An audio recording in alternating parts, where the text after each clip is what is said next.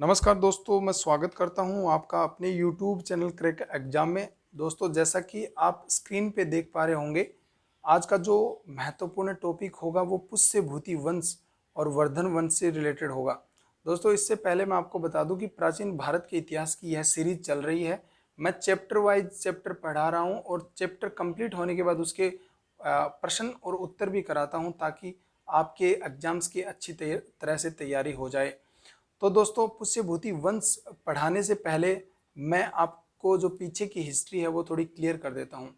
तो पुष्यभूति वंश से पहले जो भारत में, उत्तर भारत में जो वंश था वो गुप्त वंश था दोस्तों। लेकिन जब गुप्त वंश का जब पतन हो गया तो कुछ छोटी जातियों के आक्रमण होने स्टार्ट हो गए और इसके बीच ही छोटे छोटे जो वंश थे वो उभर कर सामने आने लग गए। तो इसी के साथ ही जो एक पुष्यभूति वंश था या फिर जो वर्धन वंश था वो भारत के पश्चिम भाग में उभर कर सामने आया और इसने अपनी वहाँ पे एक राजधानी थानेश्वर को बनाई, जो हरियाणा में पड़ता है। हरियाणा में कुरुक्षेत्र के जो पास वाला जो इलाका है वो थानेश्वर के अंतर्गत पड़ता है। तो दोस्तों, इस प्रकार जो पुष्यभूति वंश के बारे में आज हम पढ़ेंगे। इसके कौन कौन से महत्वपूर्ण स्रोत हैं, इसका सबसे पहले मैं परिचय दूंगा। परिचय के अंतर्गत मैं बताऊंगा कि इसका कैसे उदय हुआ था। उसके बाद जो इसके जो महत्वपूर्ण शासक कौन कौन से थे, कौन कौन से स्रोत हैं, और फिर हम मेनली इसमें हर्षवर्धन के बारे में पढ़ेंगे, क्योंकि पुष्यभूति वंश है जो या फिर वर्धन वंश है, ये पूरा पूरा हर्षवर्धन पे ही डिपेंड है। दोस्तों, उससे पहले मैं आपको बता देना चाहता हूँ, अगर आपने मेरे चैनल को सब्सक्राइब नहीं किया तो सबसे पहले चैनल को सब्सक्राइब कर लीजिए, ताकि भविष्य में मेरे द्वारा अपलोड की जाने वाली जितनी भी महत्वपूर्ण वीडियो हैं उनका नोटिफिकेशन आपके मोबाइल तक पहुँच जाए। चलो दोस्तों, वीडियो की शुरुआत करते हैं।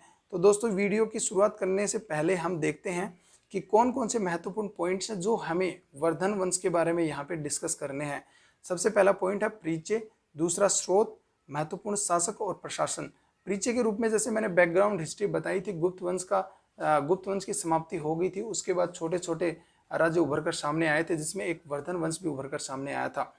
परिचय में इतना ही हो जाएगा दोस्तों, आगे मैं बताऊंगा आपको। स्रोतों में किन किन स्रोतों से हमें हर्षवर्धन या फिर वर्धन वंश या पुष्यभूति वंश के बारे में हमें जानकारी मिलती है, प्रमुख शासक कौन कौन से थे, उनकी प्रशासनिक व्यवस्था क्या थी। ठीक है दोस्तों, चलो अगली स्लाइड में देखते हैं उनका परिचय। तो दोस्तों, परिचय के अंतर्गत क्या देखते हैं हम, गुप्त वंश के पतन और हुणों के आक्रमण के बीच कई छोटे छोटे राज्यों का उदय हुआ। उसमें भारत के जो पश्चिमी भाग में वर्धन वंश का उदय हुआ। दोस्तों, मैंने पहले ही बता दिया था, भारत का जो पश्चिमी भाग था उसमें एक वर्धन वंश उभर कर सामने आया था। जब गुप्त वंश का पतन हो गया था और हुणों का जब आक्रमण हो रहा था, तो छोटे छोटे जो राज्य थे उनका उदय हो रहा था। उस उदय के तहत ही भारत के पश्चिम भाग में एक वंश उभर कर सामने आया था, जिसका नाम वर्धन वंश था। इस वर्धन वंश की राजधानी थी वो थानेश्वर थी, जो कि हरियाणा में पड़ता है। हरियाणा में भी जो कुरुक्षेत्र के पास का इलाका है वहां पे थानेश्वर पड़ता था। ठीक है दोस्तों, अगली स्लाइड में देखते हैं वर्धन वंश का जो समय काल है वो कब से कब तक माना जाता है। वर्धन वंश का जो समय है वो छठी से 7वीं ईस्वी के बीच का माना जाता है। हमेशा याद रख लेंगे, ये बार बार परीक्षाओं में पूछा जाता है कि जो वर्धन वंश है उसका समय काल कब से कब माना जाता है। तो छठी से जो 7वीं शताब्दी थी उसके बीच का जो काल है वो वर्धन वंश का काल माना जाता है। अभी वर्धन वंश के संबंधित कौन कौन से स्रोत थे जिससे हमें यह जानकारी मिलती है कि उस जमाने में कोई एक वर्धन वंश हुआ करता था। तो स्रोतों में सबसे पहले हम देखेंगे बाण भट्ट हर्षवर्धन के दरबारी कवि थे। ये जो बाण भट्ट थे, हर्षवर्धन एक मुख्य राजा था वर्धन वंश का, और उस हर्षवर्धन के दरबारी कवि बाण भट्ट थे। बाण भट्ट की हर्षचरित में इस वंश की जानकारी मिलती है। बाण भट्ट द्वारा एक हर्षचरित, हर्षवर्धन के बारे में एक हर्षचरित पुस्तक की रचना की थी। उसमें हमें वर्धन वंश के बारे में संपूर्ण जानकारी, अच्छी खासी जानकारी मिलती है। बाण भट्ट ने कादम्बरी की भी रचना की थी। ठीक है, जो एक कादम्बरी भी उनकी पुस्तक थी उसकी भी उन्होंने रचना की थी, और उसके बारे में भी उस कादम्बरी से भी हमें हर्षवर्धन के बारे में या फिर वर्धन वंश के बारे में अच्छी खासी जानकारी मिल जाती है। उसके बाद दोस्तों देखेंगे जो ह्वेन-सांग थे, ये कौन थे, ये चीनी यात्री थे, हर्षवर्धन के समय भारत आए थे।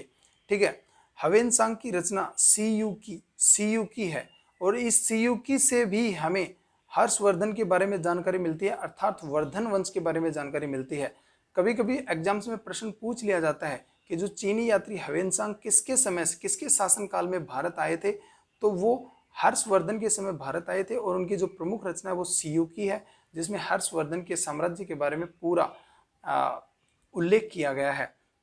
दक्षिण भारत के चालुक्य वंश के राजा पुलकेशिन द्वितीय के ऐहोल अभिलेख से भी हर्षवर्धन के बारे में जानकारी मिलती है। दोस्तों, माना जाता है कि जो दक्षिण भारत के जो चालुक्य वंश के राजा थे पुलकेशिन द्वितीय, ये बहुत ही एक योद्धा थे और एक प्रतापी राजा थे। लेकिन जब पुलकेशिन द्वितीय और हर्षवर्धन के बीच युद्ध हुआ था तो हर्षवर्धन ने पुलकेशिन द्वितीय को हरा दिया था। ठीक है दोस्तों, तो पुलकेशिन द्वितीय से रिलेटेड संबंधित एक ऐहोल अभिलेख है जो कर्नाटक के बीजापुर में स्थित है, उससे भी हर्षवर्धन के बारे में जानकारी मिलती है। ठीक है दोस्तों, तो इस प्रकार हमेशा याद रख लेंगे, रिलेट करके चीजें पढ़ेंगे तो बहुत अच्छी तरह से समझ में आएगा। उसके बाद दोस्तों अगला बिंदु देखते हैं, कल्हण की जो राजतरंगिणी है उससे भी हर्षवर्धन के बारे में हमें जानकारी मिलती है। तो कई बार परीक्षाओं में प्रश्न पूछा जाता है कि जो कल्हण थे वो किसके समकालीन थे, तो हमेशा याद रखेंगे कल्हण थे वो हर्षवर्धन के समकालीन थे और उनकी एक मुख्य रचना थी जिसका नाम राजतरंगिणी था। अब वर्धन वंश था, उसके प्रमुख शासक कौन कौन हुए, प्रमुख शासक के बारे में यहाँ पे देखेंगे। प्रमुख शासक जो हर्षवर्धन के जो संस्थापक थे वो पुष्यभूति थे। पुष्यभूति नाम के एक व्यक्ति थे जिन्होंने वर्धन वंश की स्थापना की थी। ठीक है, तो इस प्रकार जो संस्थापक हो गए वो पुष्यभूति हो गए। उनकी राजधानी कहाँ थी, मैंने पहले बता दिया था, थानेश्वर थी, जो हरियाणा में कुरुक्षेत्र के पास का क्षेत्र पड़ता है। प्रमुख शासक प्रभाकर वर्धन थे और प्रभाकर वर्धन की 3 संतानें थी जिसमें हर्षवर्धन भी एक थे। उनके बड़े भाई राज्यवर्धन थे, हर्षवर्धन बीच की संतान थी और उसके नीचे उनकी एक बहन थी जिनका नाम राज्यश्री था। ठीक है दोस्तों, तो इस प्रकार हमेशा याद कर लेंगे। ठीक है दोस्तों, तो सबसे पहला जो पुत्र है वो देखेंगे वो राज्यवर्धन था। जो प्रभाकर वर्धन की 3 संतानें थी उसमें उसके बड़े पुत्र थे वो राज्यवर्धन थे, बीच के पुत्र थे वो हर्षवर्धन थे और राज्यश्री थी वो उनकी पुत्री थी, किनकी, प्रभाकर वर्धन की।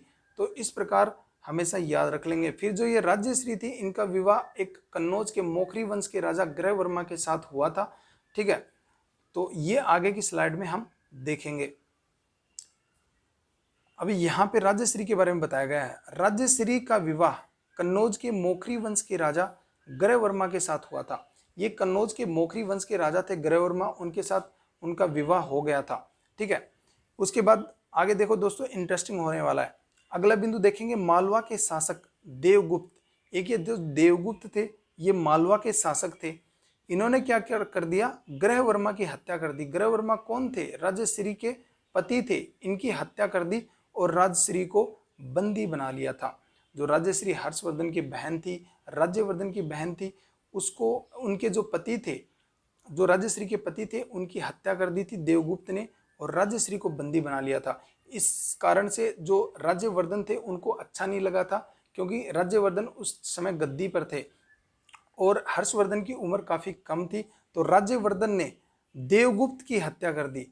क्योंकि जो राज्यवर्धन ने देवगुप्त की हत्या कर दी, क्यों कर दी, क्योंकि देवगुप्त ने ग्रहवर्मा उनकी बहन राज्यश्री के पति थे, उनकी हत्या कर दी थी। तो गुस्से में आकर राज्यवर्धन ने भी देवगुप्त की हत्या कर दी। पर शशांक ने धोखे से राज्यवर्धन की हत्या कर दी। ये जो शशांक थे ये गौड़ के नरेश थे और शशांक और राज्यवर्धन के बीच एक संधि होने वाली थी जिसका नाम दुर्भी संधि था। इस संधि के तहत धोखे से और शशांक ने राज्यवर्धन की हत्या कर दी और उसके बाद सबसे प्रतापी शासक वर्धन वंश के आते हैं, वो हर्षवर्धन है। वो 16 साल की उम्र में 606 ईस्वी में अपने गद्दी पर बैठते हैं और उसके बाद वो शशांक से अपने भाई का बदला लेते हैं और अपनी बहन को उनकी कैद से छुड़वाते हैं। ठीक है दोस्तों, अभी हर्षवर्धन के बारे में यहाँ पे देखेंगे, बहुत ही महत्वपूर्ण है।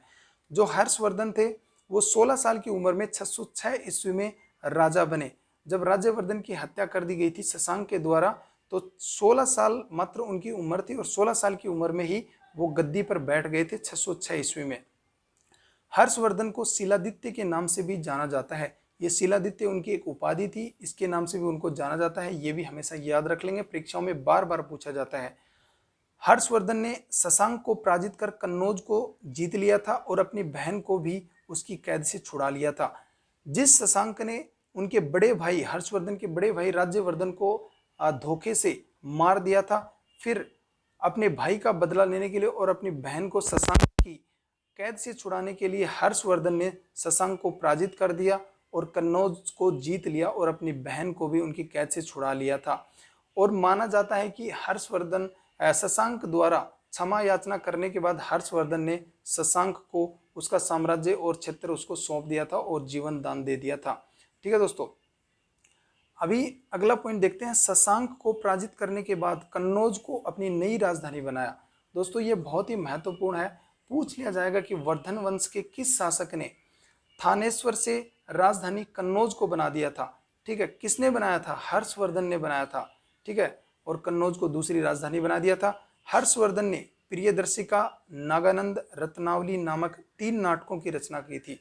ठीक है, तो इस प्रकार इनकी हर्षवर्धन की जो ये रचनाएं हैं ये भी तीनों याद रखेंगे, परीक्षाओं में बार बार पूछी जाती हैं। हर्षवर्धन को प्राचीन भारत का अंतिम शासक कहा गया है। दोस्तों जो प्राचीन भारत की सीरीज है उसमें मैं आपको टॉपिक वाइज टॉपिक करवा रहा हूँ, चैप्टर वाइज चैप्टर करवा रहा हूँ और उसके बाद उसके क्वेश्चन आंसर भी करा रहा हूँ ताकि आपको अच्छी तरह से समझ में आए और इन टॉपिक्स का आप अपनी परीक्षाओं में अच्छे तरीके से इस्तेमाल कर पाएँ। जो हर्षवर्धन थे वो प्राचीन भारत के अंतिम शासक थे, अंतिम शासक उनको कहा गया है। उनके बाद जो प्राचीन भारत का इतिहास था वो खत्म हो जाता है माना गया है और उसके बाद फिर जो मध्यकालीन भारत का इतिहास आता है। मध्यकालीन भारत के इतिहास की सीरीज में दोस्तों आपको आगे कराऊंगा। आप मेरे चैनल पर बने रहिए, मेरे चैनल को सब्सक्राइब कर लीजिए। जब भी कोई न्यू सीरीज आएगी आप उसका बेहद फायदा उठा पाएंगे। तो हर्षवर्धन ने कन्नौज में विभिन्न धर्मों की विशाल सभा का आयोजन कराया था। दोस्तों माना जाता है कि धर्मों के विषय में जो हर्षवर्धन की नीति थी वो उदारवादी नीति थी और प्रत्येक 5 वर्षों पर प्रयाग संगम पर एक समारोह है महामोक्ष परिषद का आयोजन कराते थे, जिसमें क्या करते थे वो इसमें दान करते थे, सर्वस्व दान करते थे। जो भी धर्मावलंबी होते थे, धर्म के मानने वाले जो आचार्य लोग होते थे उनको वो दान करते थे और इस प्रकार जो वो 5 साल पर एक प्रयाग संगम पर एक समारोह करते थे उसका नाम क्या था? महामोक्ष परिषद था। ये हमेशा याद रख लेंगे, परीक्षाओं में पूछ लिया जाता है। ठीक है, तो धर्म के प्रति उनकी जो नीति थी वो उदारवादी नीति थी, तो हमेशा याद रख लेंगे। पुष्यभूति वंश का अंतिम और सबसे प्रतापी शासक हर्षवर्धन ही हुआ था, जिसके शासनकाल में यह वंश अपने चरमोत्कर्ष पर पहुंच गया था। तो दोस्तों हर्षवर्धन के समय जो उनका वर्धन वंश था, उनका जो साम्राज्य था वो बहुत ही सुदृढ़ हो गया था, बहुत ही शक्तिशाली हो गया था। ठीक है, तो इस प्रकार से हमेशा याद रख लेंगे। हर्षवर्धन के बारे में जितने भी मैंने महत्वपूर्ण पॉइंट्स बताए हैं वो बहुत ही इम्पोर्टेंट है आपके एग्जाम्स के पॉइंट ऑफ व्यू से, तो हमेशा उनको अपने माइंड में रख लेंगे और अपनी नोट्स डायरी बना लेंगे, उसमें आप इनको ऐड कर लेंगे। अगला एक प्रशासन के बारे में, उनकी प्रशासनिक व्यवस्था क्या थी हर्षवर्धन की। हर्ष स्वयं प्रशासनिक व्यवस्था में व्यक्तिगत रूप से रुचि लेता था। वो व्यक्तिगत रूप से देखता था कि हाँ कहाँ पे क्या हो रहा है, कहाँ पे कौन सी खामियां हैं, कौन सी कमियां हैं, उनको दूर करने के लिए प्रशासन में वो हमेशा निरंतर लगा रहता था। सम्राट की सहायता के लिए एक मंत्री परिषद गठित की गई थी। बाण भट्ट के अनुसार अवंती कौन होता था? युद्ध और शांति का सर्वोच्च मंत्री अवंती होता था। सिंहनाद कौन होता था? हर्ष का महासेनापति था। तो ये कुछ उनके जो मंत्री होते थे उनके कुछ नाम हैं जो अलग अलग कार्य करते थे। बाण भट्ट ने हर्षचरित में इन पदों की व्याख्या इस प्रकार की है, कुछ नीचे पद दिए गए हैं जो बाण भट्ट ने अपनी हर्षचरित में इन पदों की व्याख्या की गई है। तो सबसे पहला है अवंती को क्या बताया गया है? युद्ध और शांति का मंत्री बताया गया है। सिंहनाद को क्या बताया गया है? हर्ष की सेना का महासेनापति का बताया गया है। कुंतल को क्या बताया गया है? अश्व सेना का मुख्य अधिकारी, जो घोड़ों की सेना होती थी उसका मुख्य अधिकारी कुंतल को बताया गया है। स्कंदगुप्त को क्या बताया है? हस्ती सेना का मुख्य अधिकारी, हाथियों की जो सेना होती थी उसका मुख्य अधिकारी स्कंदगुप्त को बताया गया है। भंडी क्या होता था? प्रधान सचिव होता था, सेक्रेटरी होता था, ये प्रधान सचिव होता था। लोकपाल प्रांतीय शासक होता था। इस प्रकार जो ये सारे पॉइंट्स है ये भी आप हमेशा याद कर लेंगे। इनके बारे में भी प्रश्न पूछ लिया जाता है कि जो हर्षवर्धन के समय अवंती कौन होता था, भंडी कौन होता था, कुंतल कौन होता था, अलग अलग कोई भी प्रश्न पूछ लिया जाएगा। तो दोस्तों उम्मीद करता हूँ यह वीडियो तो आपको पसंद आया ही होगा। इसके साथ मैं आपसे एक रिक्वेस्ट करता हूँ दोस्तों, आप अपने नाम पर, चैनल के नाम पर या फिर प्रकृति के नाम पर एक एक पेड़ जरूर लगाएं, ताकि हमें हमें अपनी प्रकृति को बचाने में थोड़ी सहायता मिले। और हमें मुख्य रूप से करना क्या है कि जो हमारे चारों तरफ का जो वातावरण है, जो पर्यावरण है, उसको हरा भरा बनाना है, खुशहाल बनाना है। इसके लिए एक एक पेड़ लगाना बहुत ही जरूरी है। दोस्तों मैं उम्मीद करता हूं कि आप मेरे कहे से एक एक पेड़ जरूर लगाएंगे। अगले वीडियो में कुछ रोमांचक प्रश्नों के साथ या फिर रोमांचक तथ्यों के साथ फिर से मुलाकात होगी। तब तक के लिए बाय बाय।